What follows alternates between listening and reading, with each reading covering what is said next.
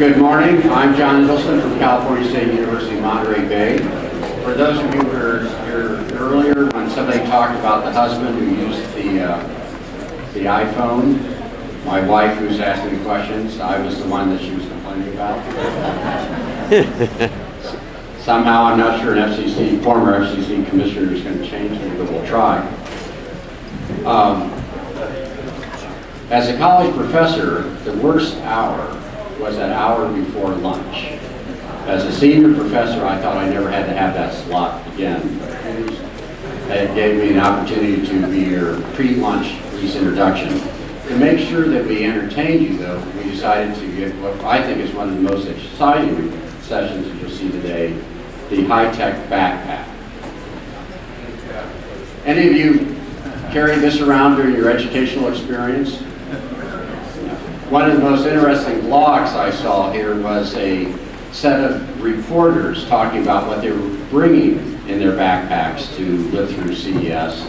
I'd probably be more interested in what they take away from CES. On our campus, we introduced a number of projects with electronic textbooks, and there were a number of students that said, "Isn't this great? You're not going to have to carry around that heavy backpack." A few days later, I saw them in the hall still with their heavy backpack. I said, what happened? I thought we were going to get rid of the backpacks. He said, "Oh no, it's great, John. We now have our Frisbee golf materials and Red Bull." So without further ado, though, let's get started. We have 3 presenters today. And the way we're going to do this is we're going to have each panelist present about what their invention or innovation is and how that relates to our HighTech backpack. And hopefully we'll have a couple minutes before we need to break for lunch. And we will get you to lunch, maybe not exactly on time, but pretty close. So you have the bios in your program, so I'm not going to do a lot of details. I'm just going to say that I'm glad that James is here speaking, and as a undergraduate from California, and we won't blame you for going to Texas for your doctorate, but you're going to talk about what you're doing with sapling learning.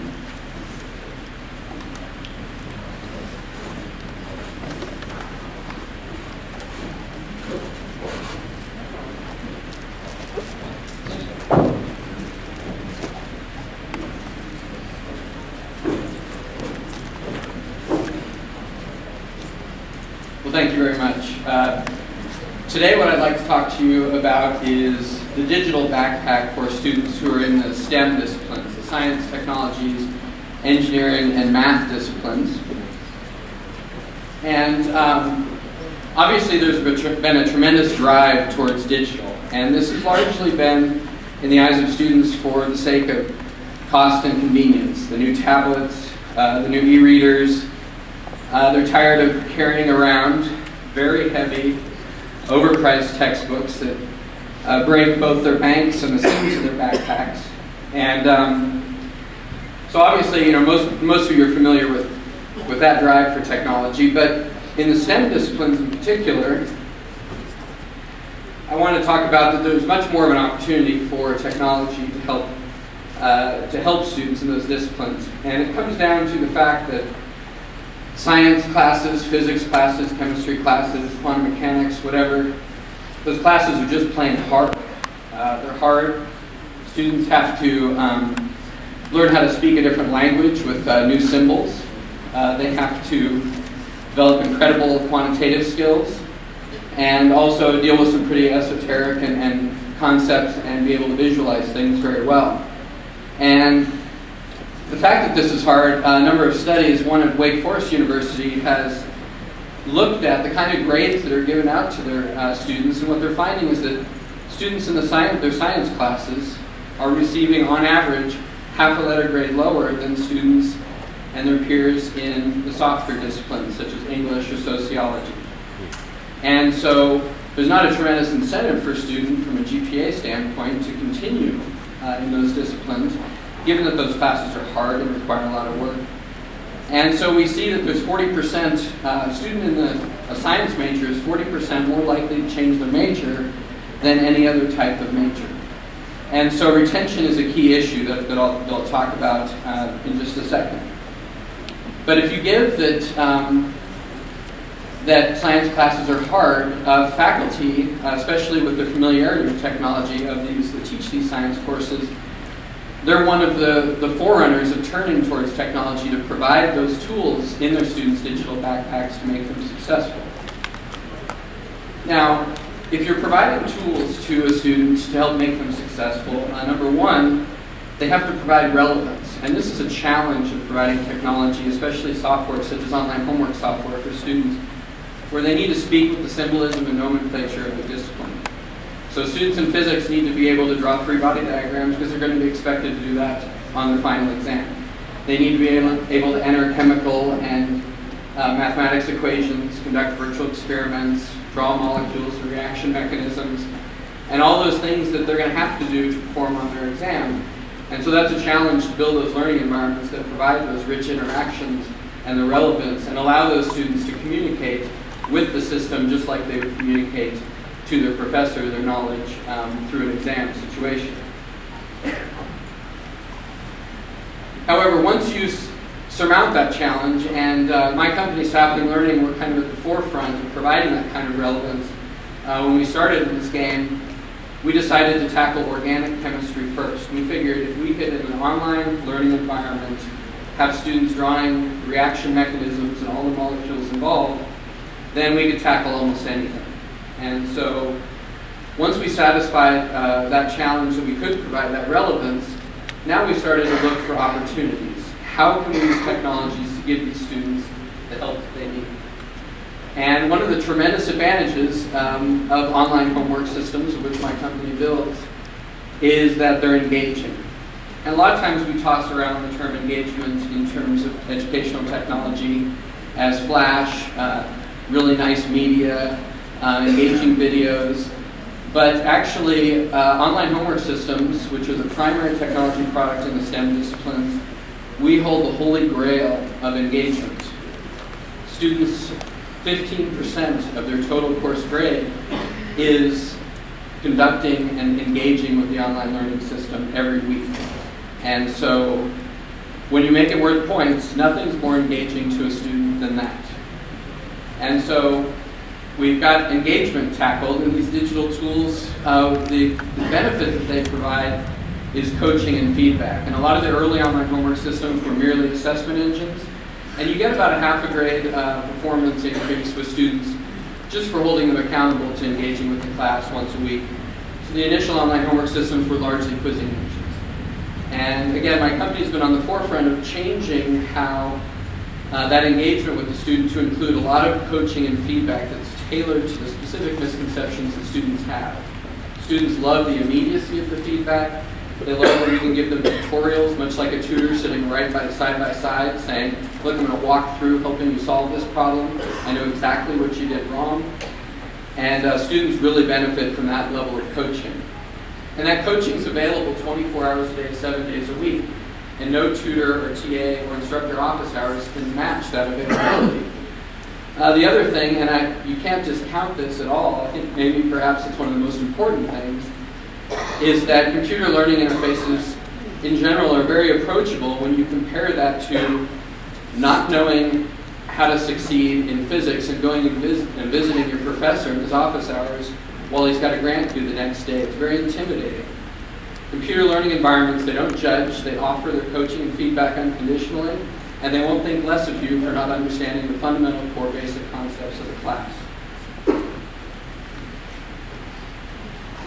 So, we've talked about the opportunities for digital and how we can help coach students towards success.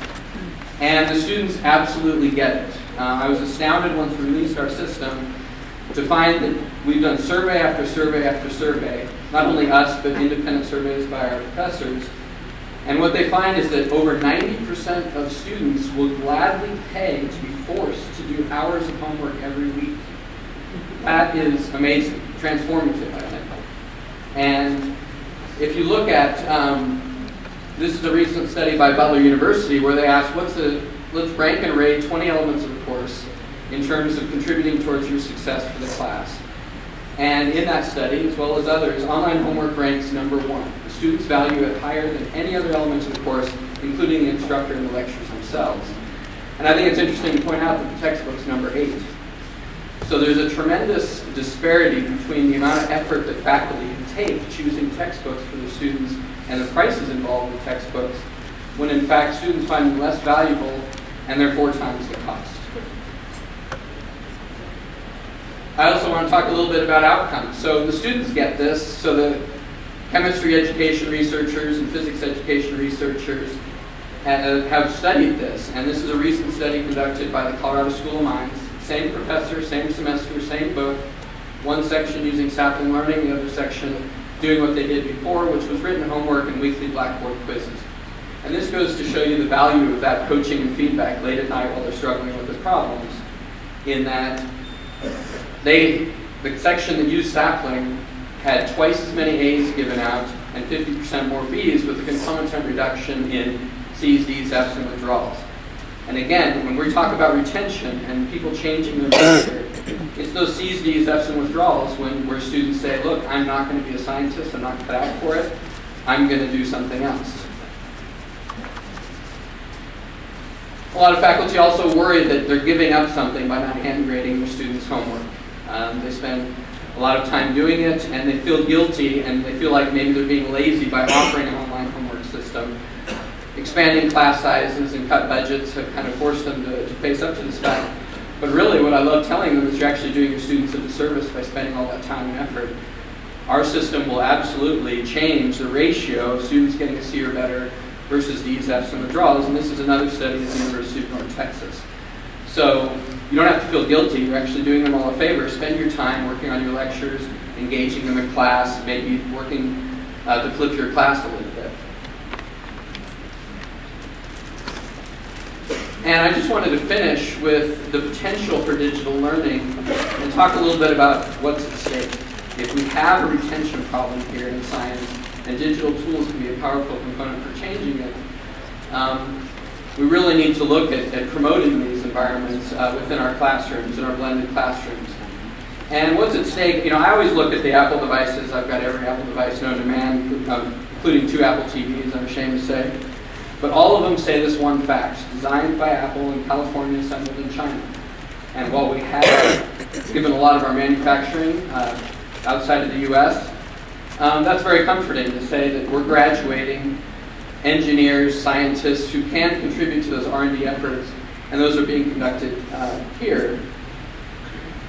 But just at the end of last year, just a couple weeks ago, I read an interesting article because I follow Apple, and they don't make too many acquisitions, that they acquired an Israeli flash storage maker. And what really popped out to me is that the last sentence of the article was, for the first time in Apple's history, they're going to move some R&D over outside of the US.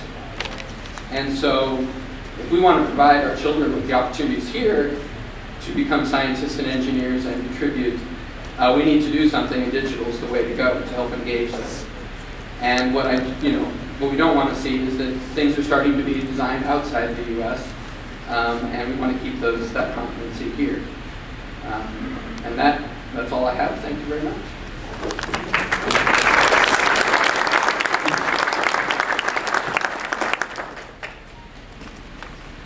Let's see, I see a few gray beards out there, a few bald heads, but we won't talk about that.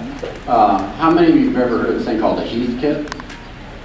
Okay, good, so it's not that bad. My first computer was a Heath kit, and I was sort of distressed when I went away because my children didn't have the experience of sort of getting to build one of their own things. And so Dale, I have to really thank you, Dale, for making me cool to my daughter. She thought taking her to Radio Shack was just cruel and unusual punishment. Our next speaker, Dale, is the founder of Make magazine, but officially coined the Web 2.0. But more importantly for me, Makers Fair is an experience that if you haven't had an opportunity to do, you should follow through on. Dale's going to be assisted by Mark, and we're going to turn it over to you.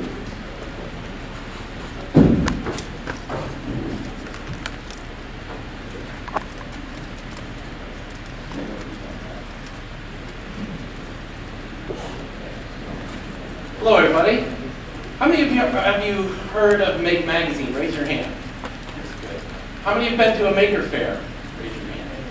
Ooh, we gotta work on this audience. The rest of you, just raise your hand. It's a good thing to do. All right? Participation. We're passing out another form of participation. We're gonna make you makers. We only have maybe 100 of these, but these are called LED throwaways. If you've never built a circuit before, you're gonna do one today. We've got in here a battery and an LED, and a magnet and a piece of tape. Figure out various combinations that light the LED, and then you have something that you can throw on a metal surface. Well, didn't quite make it there. But on your way out, you can attach it to the door or any place you like. That's called sharing. And making is about doing stuff and sharing it with other people. Mark is here today, and we're going to, while you're doing that, we're going to show you some of the technologies that are popular in the Make community. And I kind of want to talk about this idea of kits. The current issue of Make, which is a special issue, is dedicated to kits.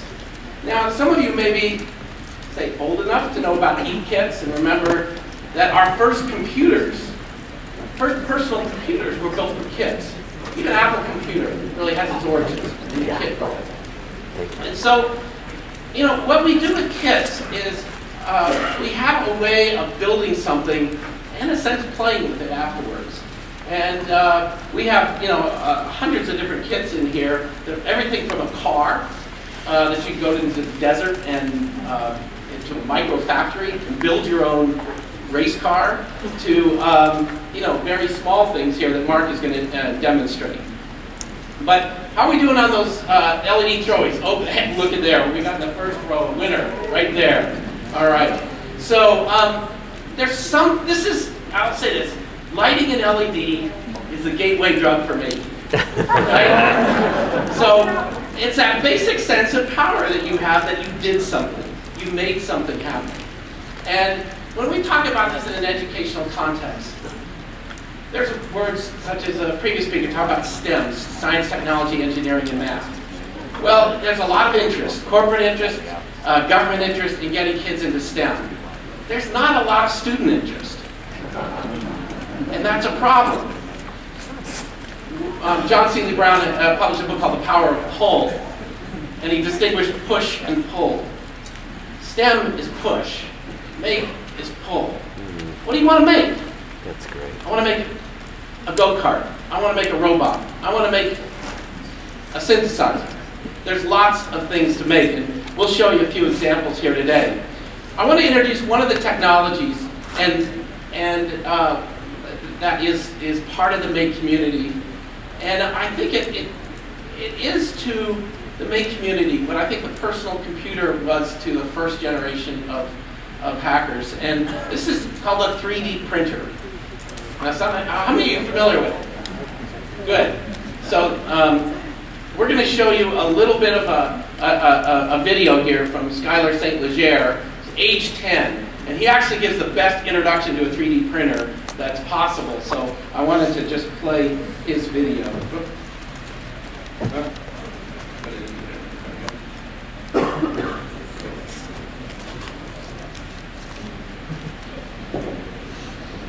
Always have text there, right next to it.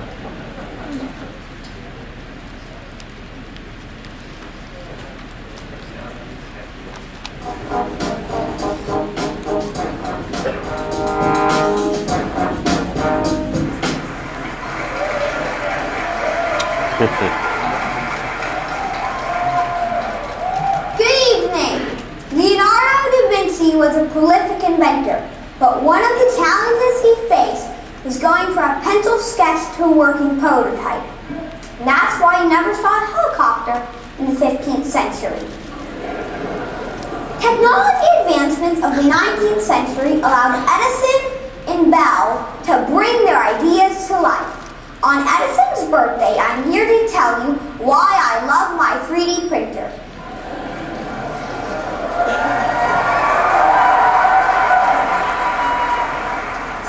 Printers are a tool that many of today's inventors use. The first 3D printer was invented in 1984 by Charles Hull. Here's how a 3D printer works. Take a plastic filament, push it into a heated nozzle, melt it, extrude it out onto a moving build platform, and this creates your object. Here's how to use a 3D printer. You start with a 3D model, which you design in CAD software such as AutoCAD.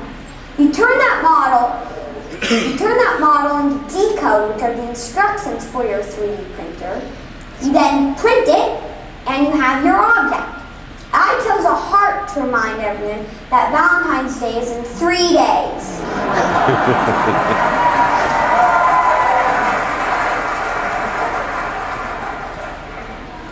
But the problem with commercial 3D printers is that they cost too much. With my allowance, it would take me 10 years to be able to afford the cheapest one. What's a young inventor like me to do? Luckily, the open source community saved me with the RepRap, the Replicating Rapid Prototyper. But the problem with the RepRap is it's not very reliable. These 3 people want a more reliable 3D printer, so they created the MakerBot, a low-cost 3D printer that just works. For about $1,000, you can buy your own MakerBot kit. A few key elements of the MakerBot are the extruder head, where your plastic's melted and extruded out, and the build platform, where your object's created.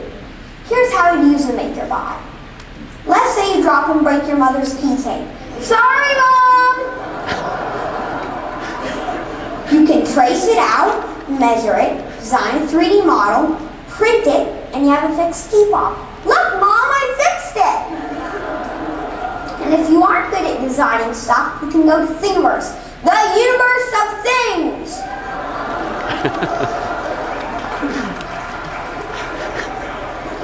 Where anyone can download 3D models to print. In fact, my first thing was a thing from Thingiverse, a whistle. Now why a whistle? Well, it's easy to print, and when you're done, you have something that annoys your parents. The great thing about 3D printing is that you can print many colors by swapping out your plastic filament, and in many sizes by scaling your 3D model up or down. But you aren't limited to whistles. You can print a Darth Vader head like you might find at a Star Wars convention. Or you can make your own bobblehead. But one of the amazing things on Thingiverse is the Gothic Cathedral, because it pushes the limits of the MakerBot with its detail and its intricacy. And for all you engineers out there who are wondering, what functional stuff can I make? Well, you can make a nut and a ball bearing, and these nerdy glasses. It gives you a really good, I think, idea of not only just sort of what's interesting to him as a 10-year-old, but his enthusiasm and his ability to present is remarkable. Did you know he's autistic? No. We see that in the make community, in the tech community, and there's something about making which is a literacy that we don't teach in schools, but when kids get to it, they build their confidence and they build their ability to do things and even get up in front of people and give talks. So, Mark, let's show a few kits that we have in our maker shed and some of the things that are popular here. One thing, I want to give you one way to think about kits. Kits are like the apps of the maker world. They are a package that allows you to play with something really fun. Go on and show the Super Cap Racer, I guess.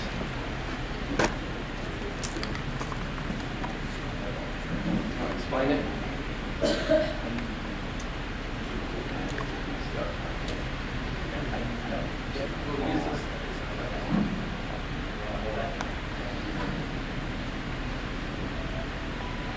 So once we get our young engineers and our makers learning how to solder, which is another one of our gateway kits. After you make a throwing, you make this little robot that has a blinking LED. Kind of the next step would be to build something like the Super Cap Racer. Here, I'll charge it up. And what's really interesting about this is it teaches a lot about electronics. But most importantly, every single child, including my own 2 daughters that have seen this, not only do they want to build it, but they want to play with it afterwards. And it makes that whole learning experience a really positive event. We have dozens of these running around the house annoying the dogs and playing with the kids. And after you charge it up for about 10 seconds, you let it go. Oh, there you go. So, it's more fun on the floor, but I have it kind of set up so it does circles. Okay. So, let's talk about this. This is the Kitty Twitty project from Make Magazine. So, kind of at my maker background, a little bit of a secret is I'm the director of product development. Everyone thinks I'm an engineer or a programmer. And the reality is I'm not an engineer, I'm not a programmer. But with kits like Arduino kits and some of these different electronic kits, I was able to build this little interactive toy that was for my cat. My wife kept calling me every day, how's the cat doing, how's the cat doing? And I didn't want to be that middleman for the cat, so I gave my cat away to directly communicate with my wife, saying, I'm happy, I'm having fun. So this toy, as the cat plays with it, through a simple microcontroller, actually tweets that he's having fun.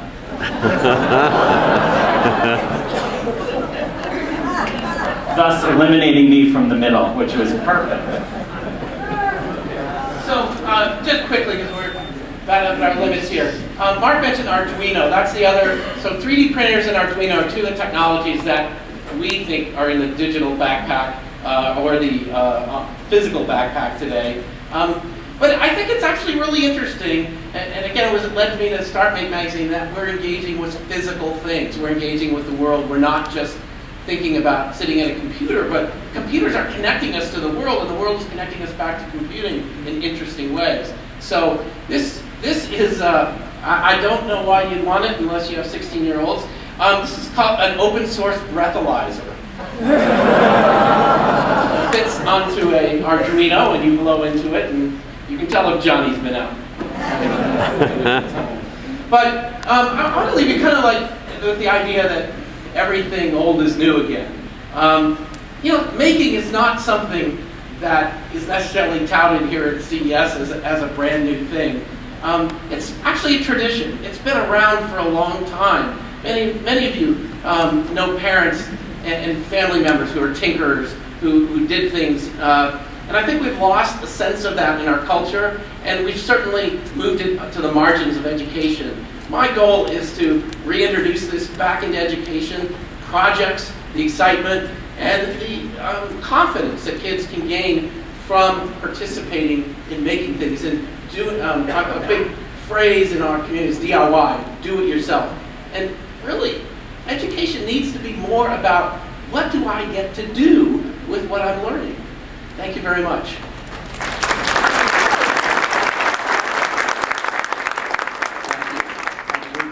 Questions again to the end. We'll have a chime right at the end for you to ask questions, but I could already see the question about the breathalyzer and your online homework.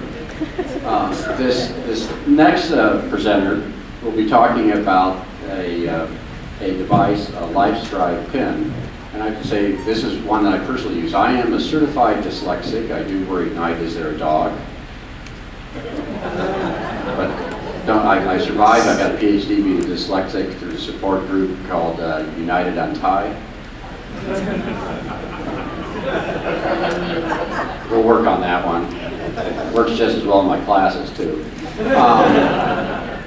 But this device really did change my teaching and my interaction with my students. And I use this device to record all my notes with my graduate students. And I would hand them that sheet of paper and then put the pen into my computer, and I had an electronic copy of it.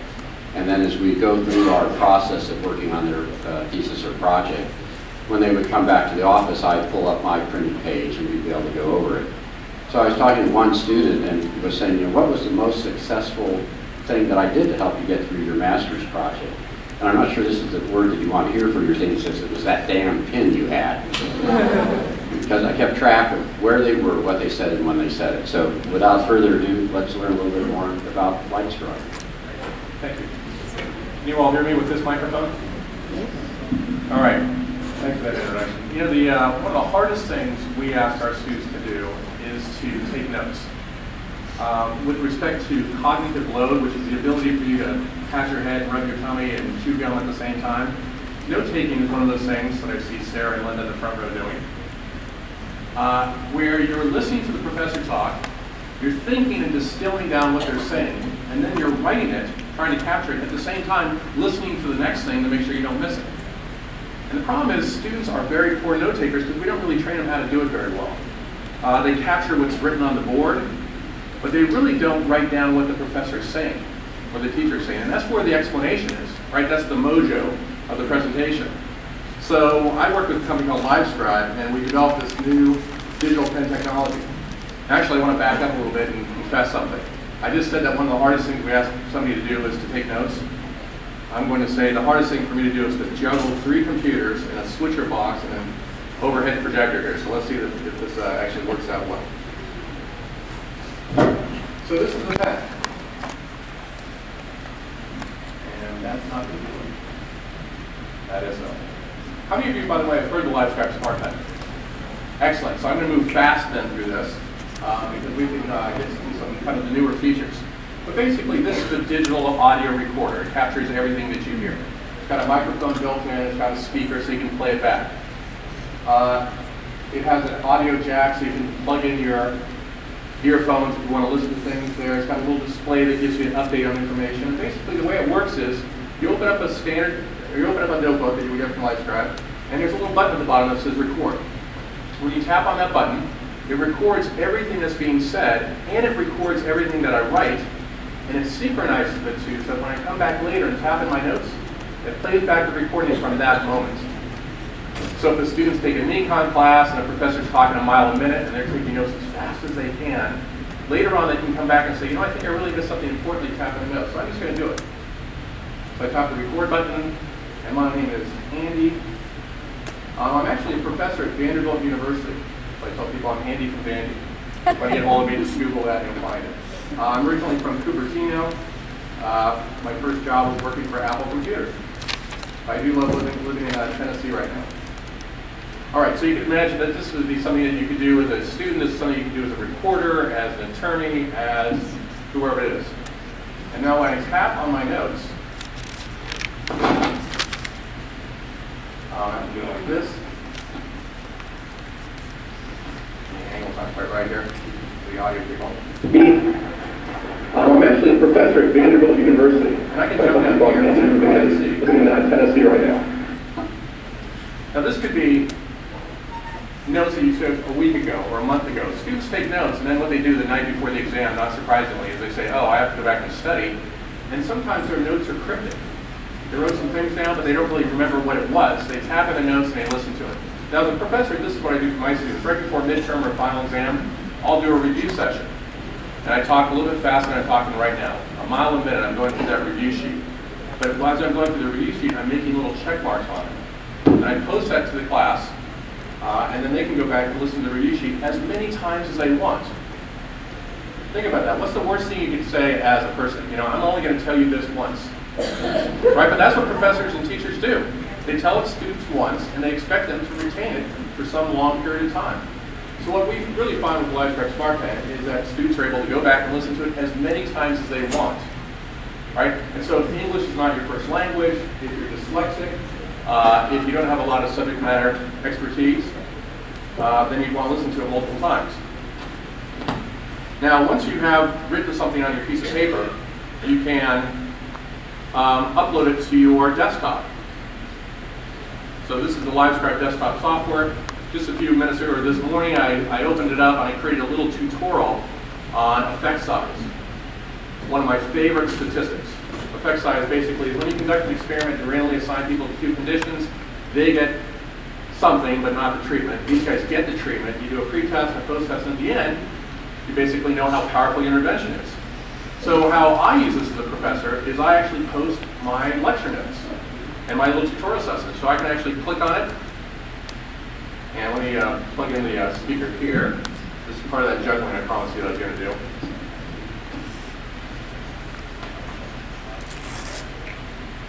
Health intervention. So suppose we conduct an experiment where we have a control group here. I'm just going to calculate effect size by taking the mean of the experimental group minus the mean of the control group, and we divide it by the standard deviation of the control group.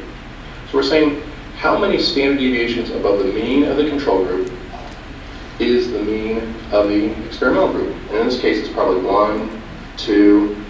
So you see, as a professor, I can, to head off office hours, and we know as professors, that's one of the typical things that we do, I can actually post homework solutions.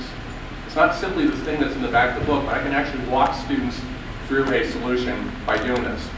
Now, something that's new, you guys are very familiar with LiveScribe. One of the things that I'm not sure that you know what it can do. Of X bar and C, and we have on the post test, if you can actually post these now to the cloud, to the web, or I can drag and drop this onto my computer icon here and actually save it as a PDF file. And by saving it as a PDF file, I mean that if I send it to one of you in the audience who doesn't have a pen, doesn't have LiveScribe desktop software, but you have Adobe Acrobat Reader, the free reader software, you double click, open it up, and watch that same animation. So I want to show it to you. So you can export as audio, you can export as a PDF file. What I'm going to do is this pencast PDF. I'm sending it to the desktop. And it should appear, oh, I have to name it, so I'll just give it that name, that's fine. And there it is. Now when I double click on it and open it up, there it is in Adobe Acrobat Reader. And I get the same animation you saw before. By taking the mean of the experimental group minus the mean of the control group, and we divide it by the standard deviation of the control group. Isn't that kind of neat? So we have connectors for Google Docs, Google Sites, Facebook, gotta have Facebook, and OneNote, and a number of other connectors. So basically, from your pen, in a very natural way, you take notes. It's the way people work. I was mentioning earlier to John that I think the most effective educational technologies will be the ones that require students and teachers to work the way they always work. We're not asking them to change their behaviors. And then finally, I'll show you one more little connector that we have, and that's for the iPhone. And turn the lamp off because I have it at home. My beautiful wife did this. We have a cool pencast player, and there it is. And I can go ahead and tap on it. And we have the same thing, the audio is going. Can you see the contrast doesn't quite work? Sorry about that. You get the idea? You get the idea.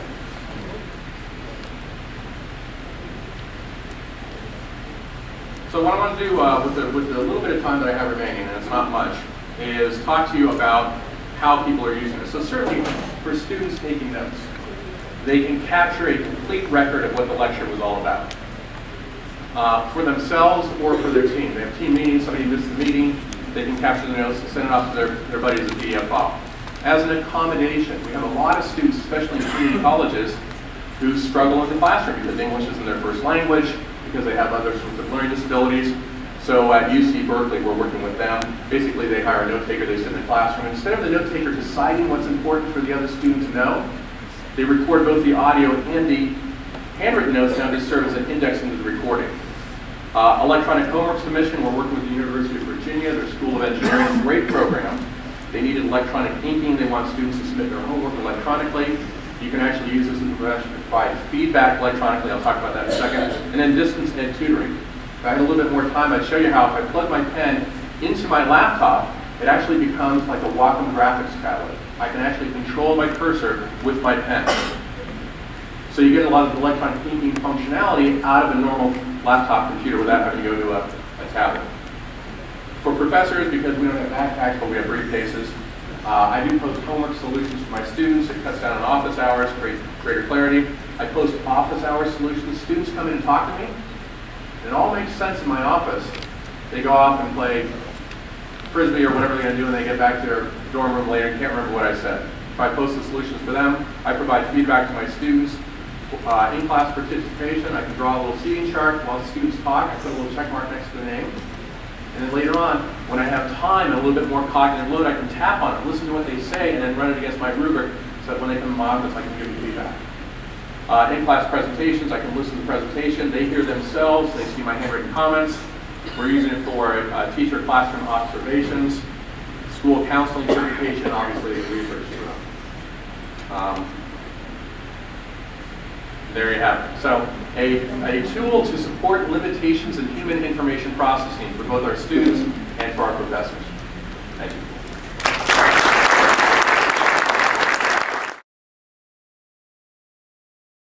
One question. I'm just going to ask a question in terms of the light scribe.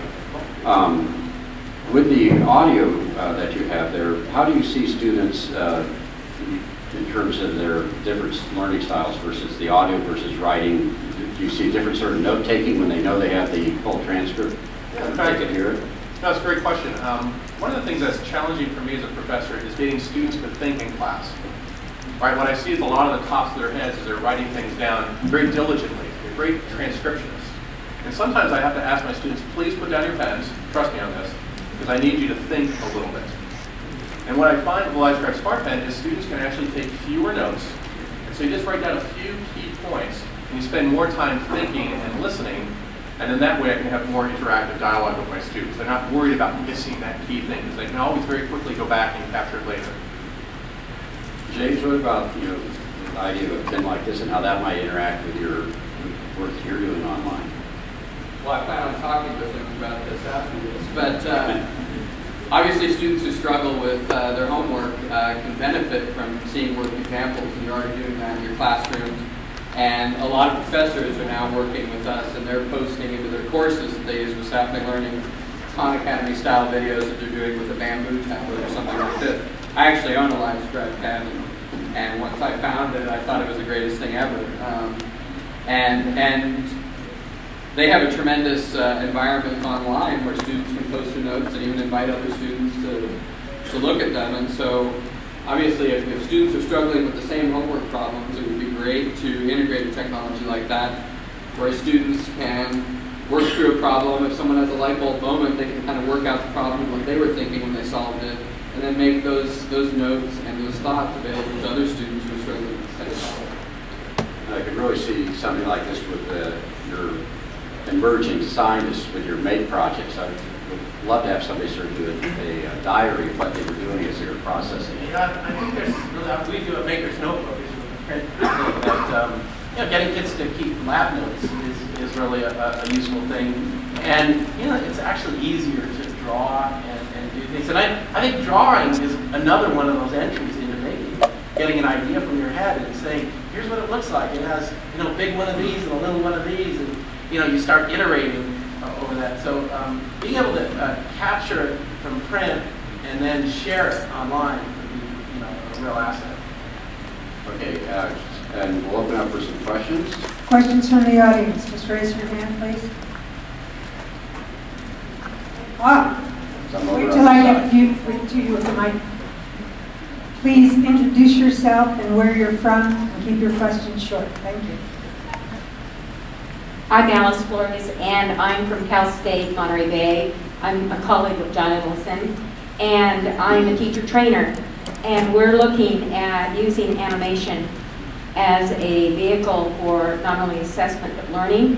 And we have some schools that have already started using animation, but it's very costly. They need to have lots of hardware and software in order to do it. And when you showed me that pen, you're very lucky that I didn't just run up there and sit right next to you and start talking with you. Because the second language learner and our special needs students who have to have it more than one time, this would be very convenient because it's taking what teachers are already doing and giving them that support. So I do want to meet with you later. And I do want to talk to you more because we are going to train our teachers for the 21st century in using these kinds of things to provide education to the students in the K-8 realm, which will just keep going and building as they go into higher ed. Question right next. So I have no question. But I want to just tell you I was impressed. Okay, do try to put a question mark at the end of it. Thank you, Alice. Hello, I'm William Sneed from Grossmont College in San Diego. Following up on what she was saying, does it matter with the LiveScribe what they put on the paper? In other words, let's say a developmentally disabled person is using that and they make a symbol. Sure. They're still going to get all the information that you presented? Yeah, absolutely. In fact, yeah, you could write kanji. Are they going to still? Yeah. It's good for you. Right, it doesn't matter what ink you put on the page. You could draw a kanji character, you could draw a smiley face. It basically captures that ink and the audio is synchronized with it. So one of the things we could talk about afterwards also is augmentative assistive communication devices. Kids who have verbal disfluency could actually create customized sheets. And you know Stephen Hawking, how he has that board where he touches it and it speaks? You could create one on a piece of paper in about 10 minutes. You just write down the words you want, record it, and the person with the pen could just tap on it. It would speak for them. So it doesn't matter what you write on the paper. Hi, Larry Hopkins from Sandwich. Also a question about the LightScribe. I was wondering about searchability. Do you guys do voice or text recognition for referencing later? Right, well, part of my demo and I decided to kind of cut down on is when you import your notes into the LiveScribe desktop, you can search on anything you've written. So if I type in the word Vandy, any page where that word Vandy is written pops up and is highlighted. And I just say which one of those do I want to listen to, and I just click on it. So you can absolutely search on text. Handwritten text is found by typing in the word. Another question back here. Good morning, Denise Spiro, West Palm Beach, Florida. I'm in a private school, 3-year-old through 8th grade. This is the teacher questioning me, so it's fabulous when your students with the dyslexia, the teacher reprimands a child. Is it going to be recorded on there? Yes. Great question. Yeah, you know, the thing is that there are questions about the use of digital audio recorders. You know, LiveScribe did invent the digital audio recorder. I think we're just trying to make it more accessible for information. So I just use it as a tool, or I think of it as a tool for anything else. When I give tests, I ask my students to sit far apart from each other. I ask them to put away all their electronic devices. You know, this would be something where if I was doing a lecture and it was on a sensitive topic, I didn't want to record it, I'd just say put them away. But most of the time I would provide it. So I just think we need to be careful and judicious with our use of technologies. Bobby, you have a question over there. Oh. You're going to have to run. That's where warm attractions. Hi there, thanks. My name's Scott Traylor. I'm the CEO and founder of a children's software company called 360 Kid out of Boston. And thank you for asking that question. I had two questions, and one was about the confidentiality using LiveScribe. But two, I'm also curious in terms of Maker. I'm not very familiar with Arduino boards. I know they're very popular, and people in the Maker community rave about them. I know toy inventors rave about them, and I'm curious, I've heard of some other boards too. I'm wondering if it's just a US thing versus a European thing. Pickaxe, Pico, are those competing products? Are they the same products? Well, they're all different. They're different microcontrollers. So Arduino is an open source platform with a great community. Pickaxe and others. Pickaxe tends to be centered in the UK, and there's some variations. But at the end of the day, it's a small computer that you can program to do interesting things with sensors and outputs. So the platforms can be slightly different, more expensive or less expensive, but the pressure in the open source community is to keep everything really inexpensive, and I think that's where it's benefiting education potentially. We're going to take one last question. Yeah, my name's Ed Madison. I'm a CS and IT professor at West Point. And I was wondering if Maker has done anything with taking the kits and projects and quantifying kind of like the learning objectives, lesson objectives, kind of things, so that you could take a project that has Arduino and a couple other things in it and say, I know I could fit it into this exact curriculum. I could put this in this particular course. That's kind of defining the educational context for some of the projects we have. Actually just got a DARPA grant in the fall to establish the practices of making in up to 1,000 high schools in 4 years. And it's really, it gives us some funding to do exactly that, to help. There's so many great resources online, just sort of connecting them together so they make sense. But we have a lot of our projects online already in something called Make Projects, and there's Instructables, and there's lots of places where you can get a lot of projects. It's the art of teaching them and using them in small groups of kids, I think is a body practice we're still developing. Actually, I was at West Point. It's some great projects there. Although my wife said that's the last question, I'll reserve the last question here. A question in terms of the open source community. We've talked about the open educational aspects. I think there's something unique about the maker community in terms of openness. And is there something that the higher education community can learn from the community spirit that you developed in the maker community? Good question. Absolutely. I mean, I've given talks. I mean, it's a whole thing about sharing. That I think the default. When we think of inventors in the past, perhaps we've often thought of people who secret away their inventions and keep them to themselves and afraid someone's going to take them. And what we've seen in the make community is the default is share it. You can do that, keep it to yourself, but people are gaining momentum, gaining opportunity by sharing. So I think that fundamental idea needs to be a greater part of education to really get things out of just an educational context, out into a community context. So the kids that are doing robotics aren't just looking at their teacher as a resource, but looking at people around the world that can help them learn what they need to know and even celebrate what they're able to do. Okay, I'd like to give a round of applause to our faculty.